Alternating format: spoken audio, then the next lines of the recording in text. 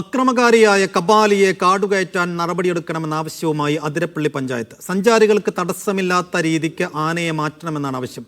ഈ വഴി പോകുന്ന യാത്രക്കാർ ആനയെ പ്രകോപിപ്പിക്കുന്നതിനെതിരെ വനം വകുപ്പും രംഗത്ത് വന്നു.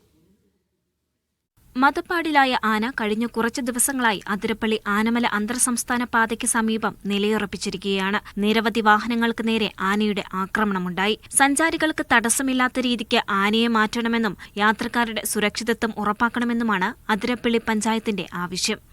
നമുക്ക് നിലവിൽ ആന വരുന്ന സന്ദർശകരുടെ വാഹനം കഴിഞ്ഞ ദിവസം 2-3 തകർത്തിട്ടുണ്ട്. അപ്പോൾ അടിയന്തരമായിട്ട് വനം വകുപ്പ് ഇതിനകത്ത് ഈ ആനയെ റൂട്ടിൽ നിന്ന് തുരത്തുന്നതിന് വേണ്ടി നടപടി സ്വീകരിക്കണം.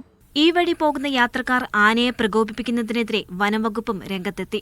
ചില യാത്രികരുടെ ഭാഗത്തു നിന്ന് ആനയെ പ്രകോപിപ്പിക്കുന്ന തരത്തിലുള്ള നടപടികൾ ഉണ്ടായിട്ടുള്ളതായി വനം വകുപ്പിന്റെ ശ്രദ്ധയിൽപ്പെട്ടിട്ടുണ്ട്. അവർക്കെതിരെ കൃത്യമായ നിയമ നടപടി സ്വീകരിച്ചിട്ടുണ്ട്. അതിരപ്പള്ളി മലക്കപ്പാറ പാതയിൽ പോത്തുംപാറ ഉന്നതിക്ക് സമീപം ബൈക്ക് യാത്രികർ ആനയെ പ്രകോപിപ്പിച്ചു. തമിഴ്നാട് സ്വദേശികളാണ് ആനയെ പ്രകോപിപ്പിച്ചത്.